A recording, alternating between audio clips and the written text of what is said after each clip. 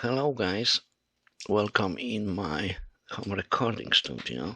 Zebba is here and maybe let's put some more lights on the unit. Which that lights comes from the 4-man power conditioner, you see. It's a nice thing actually. If right now that's how it works in a daylight.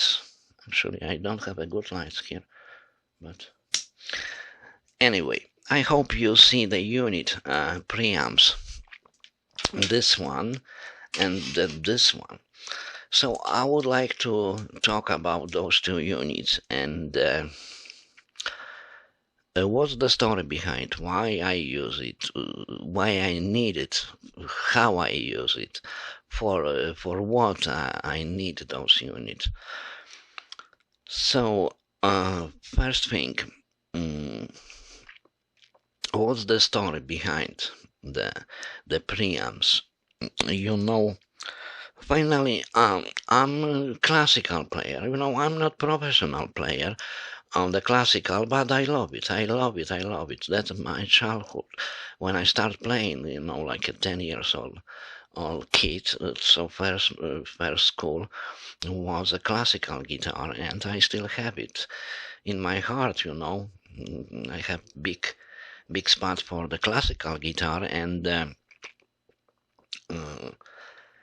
I would like to record classical guitar a few years ago, and I spent a lot of time of practice. Memories of Alhambra, is a beautiful piece on a classical guitar. Actually, it's a top tune, top song, whatever. To play, it's very big challenge for a classical player. So I spent actually maybe 3, maybe 4 months in practice on the Cordoba C10 CD, and finally comes the time that I figure out, okay, I played good enough to try record my guitar. And I set up the mics. And by the way, I use those two. Is a Behringer C2. Right now, I talk to second one, so is a stereo matched par. So I put the mics on the guitar, and I recorded. And I was disappointed. Pretty much the sound which I get, it wasn't what I like to hear. For example, if you go on YouTube or wherever and put in a Google search engine Anna Widowicz and Memories of Alhambra, you get very nice quality of record. I don't talk about that she's great on the guitar. Top players, I think, at that moment. Very good sounding guitar. So please check it. And I would like to just get the same quality of records. I don't talk about, how I play. Just I would like to get the same quality. And I record, and so like I said, I was very disappointed how it sounds. So finally, I started looking how to get that kind of quality on a record like she has. And after that, finally, I figure out that is some kind of stuff like preamps, So I have 2 of them, and I recorded one more time using the preamp. This one on the knee, 2 channels, and finally I get what I like. Who's big difference. And after that, okay, it sounds so good. I connect, the turn on the amp, mic on the amp, and to the preamp on the XLRs on the back of unit. And guys, it was completely different thing. It sounds so good. like a, almost like a professional record. And I was so happy, and that's the way how I figure out that I need a preamp. Right now, without a preamp, I don't want to record without those units. So that's the story behind. And next thing, uh, when I started playing, I was a small kid, like early 70s, and if I play electric, I start playing a classical guitar. But from time to time, I have a chance to play on the electric guitar. And at that time, I mean early 70s, the amps, guitar amps, was just a tube amps. It wasn't solid state amps yet, right? Okay. And after a few years on the market arrives solid state guitar amps. So of course, new things. I'll go for it. I start playing on those amps. And if you small kid, you maybe don't hear many things. How it sounds. You like it where it's loud, and and that give me the solid state tube amps. But after a few years, was kind of situations that I, by accident, connected my guitar to the radio. Sorry about that. Caps. Okay. So I connected to the radio, and the guys, I don't forget that moment till the end of my life. What comes from this radio, small speaker, was amazing. The sound of guitar was amazing, and radio was on the tubes, of course. A radio from the beginning was on tubes. So in 70s, the quality of sound in the radio was really nice. If you listen to the radio on the tubes, and the signal comes to that kind of amp on the radio was 5 tubes. I remember that, and was so beautiful, so warm, and I finally figure out what mean the tube amp. And at the time, the solid state preamps was just, it's just a completely new thing. The sound was just loud, but the quality of sound of guitar was very bad, was very poor, for me. And compared the radio, which was built on the lamp from the beginning, like a 70, maybe 80 years. No, I think first radio maybe was 1920, maybe. So whole legacy of the tubes in the radio, and that affect my sound of my guitar was amazing. I don't forget that till the end of my life. Why I talk about it? Because the preamps which I use are tube preamps, right? So I care about that. I miss that sound of that radio from 70s on my guitar, and that's why I get preamps which are tubes, working on the tubes. So you ask why I have the tube here and not in the unit, right?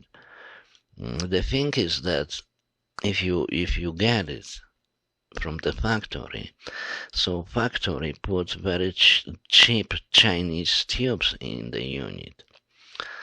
So I switch the tubes on the good ones, and guys, you're gonna be surprised. Good ones, it's mean Russian.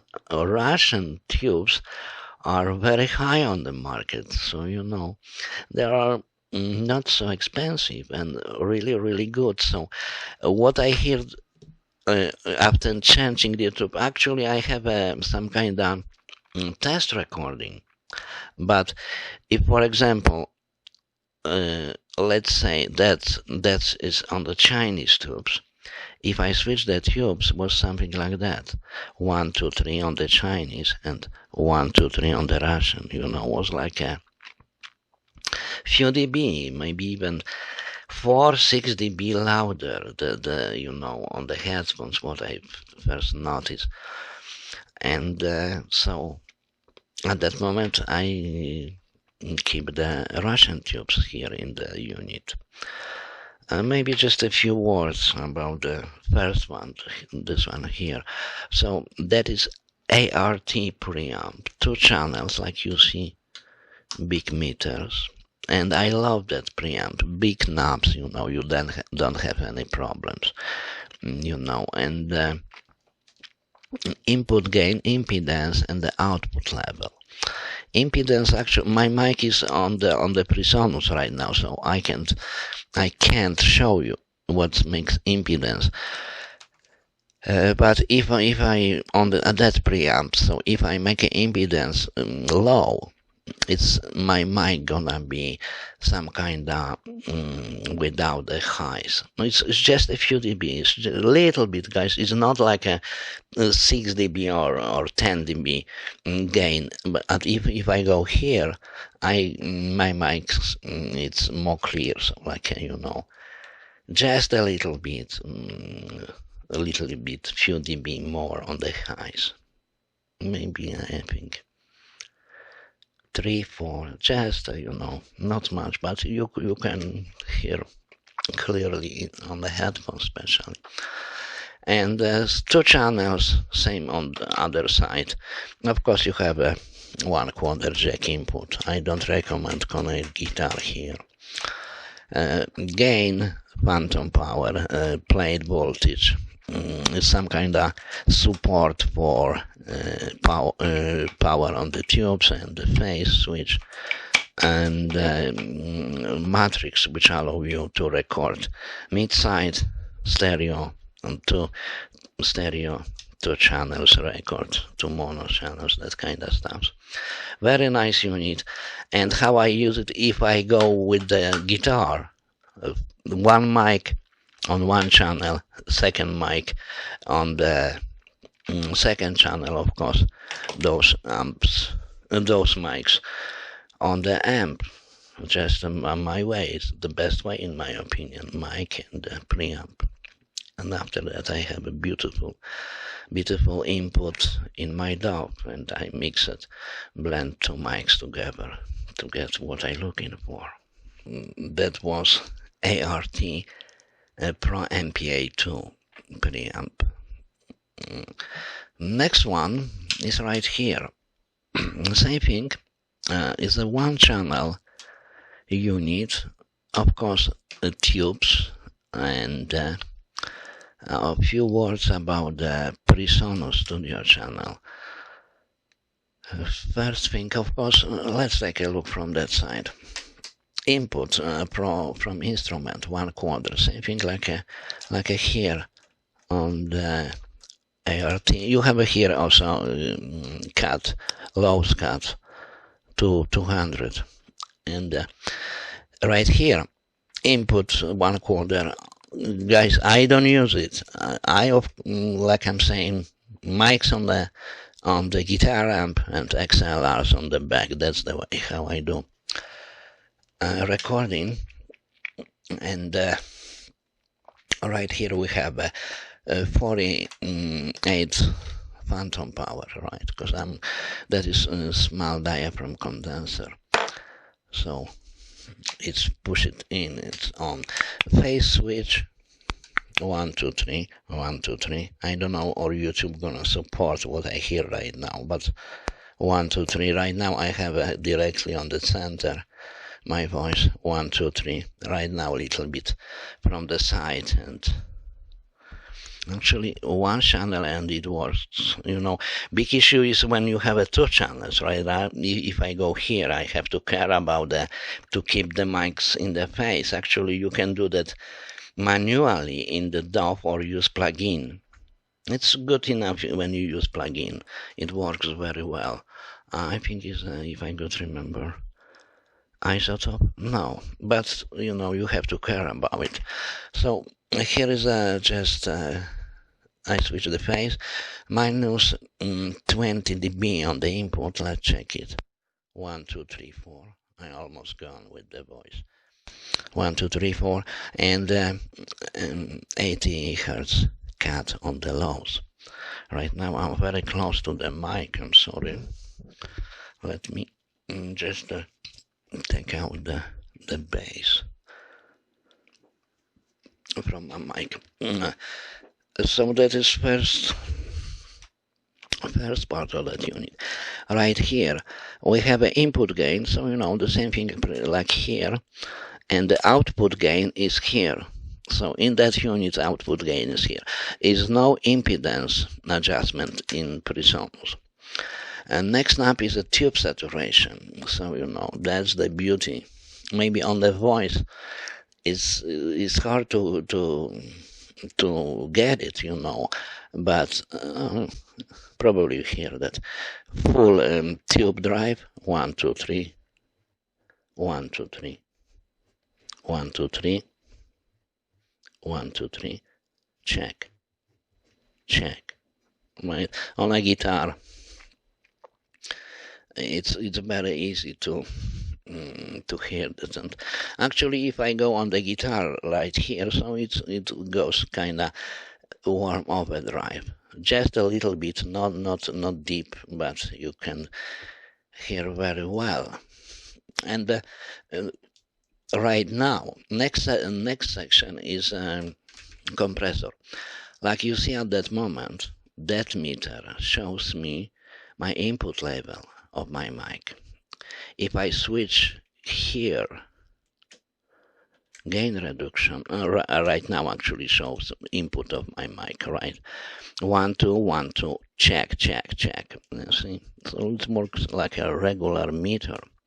If I switch here, gonna show me gain reduction of that compressor. I hope you see that if I don't talk, the meter goes to 0. If I start talking, it shows me the gain reduction, how many dB is applied from the compressor. And guys, so I make a video about the compressor, and it took me half hour just to talk about the threshold and the ratio. I don't want to do that at that moment. I'm sorry about it, because you see, I have so many naps. So the video, it's not enough time on memory card in my camera to record each nap separate and talk about it. So just I believe you know how compressor works. Right now it shows me gain reduction, right? So if I will go with the threshold, it's gonna be more, right? Like you see, almost 20 dB at that moment. If I gonna move the threshold above my voice, so finally above my input, so finally compressors go to 0 gain reduction, right? So let's keep it a little bit ratio. Of course, if I move the ratio, you see it's hard compression starts. So right here is a no compression almost, which is smaller ratio. Attack time. So if you have a long attack, my transients on my voice pass through, right? So maybe it's easy to hear 1 1 1 1 1 1 1 1 1. Maybe on the voice is not so good to check it, but on the drums, right? The snare hit. If attack gonna be long, the very first touch of the snare with the stick pass through, so gonna be sharp attack. If I gonna be change attack to the short, compressors start immediately compress the sound. So those transients gonna be pushed down. release. So if compressor do nothing, is some kind of unity stage of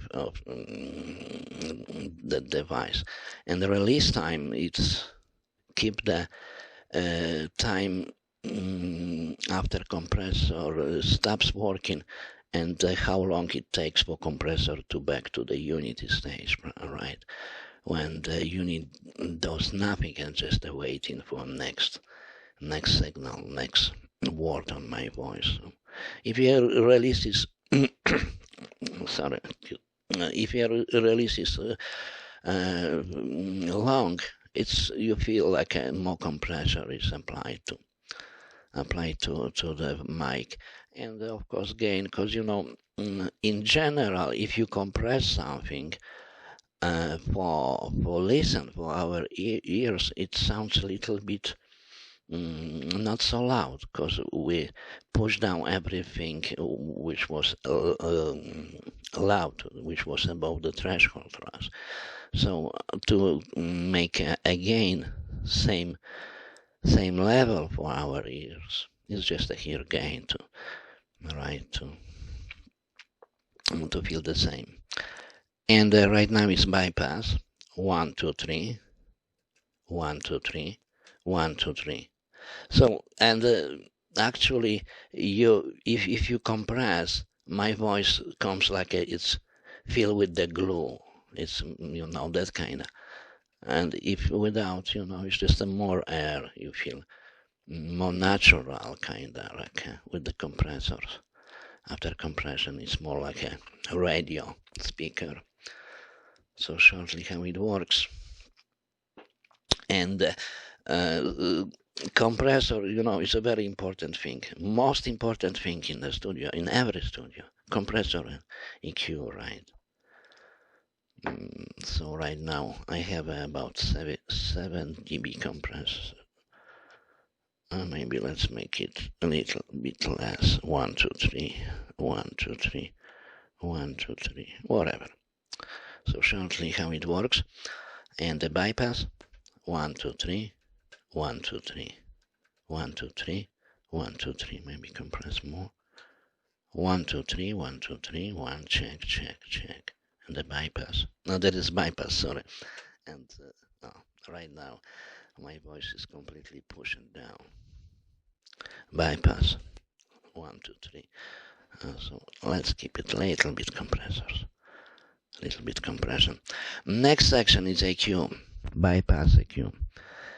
And I would like to start from that side. Highs. So my voice, I believe, is like a 2-3K. Right here I have it from 2K to the 20K. So let's check the frequency of my voice, the range. It's negative 10 dB at that moment.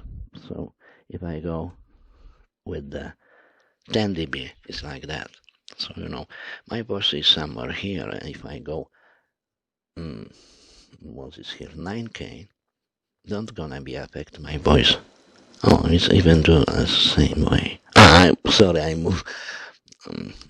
My bad. I move the label. If I move the EQ gain, it's just a little bit. So like my voice is here. 1 2 3. 1 2 3. You hear it, right? Me, it's from 200 to 3K. Let's play a little bit. 900 gain.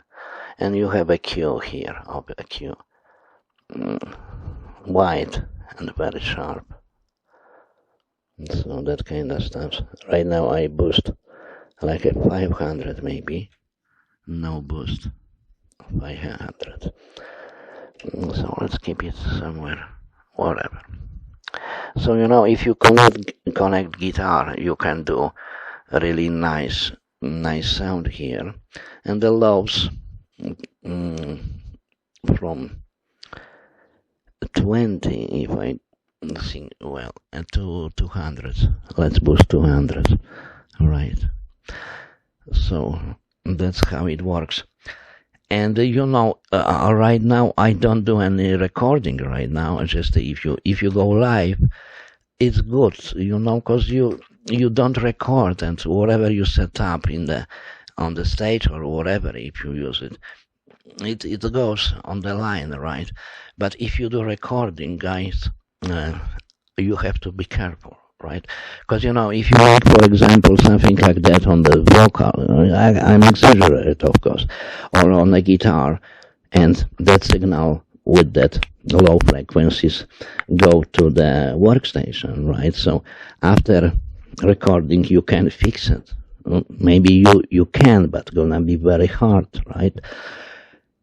So you have to, know exactly what you need to have in your mix, because what you set up here gonna be recorded, so you have to be very careful with the signal. So actually it's good, just to make a little bit adjustment, rather keep the signal pretty flat. With the compressors, maybe it's not so difficult thing, because apply just a few dB compressors. But with a EQ, you need to be a little more careful.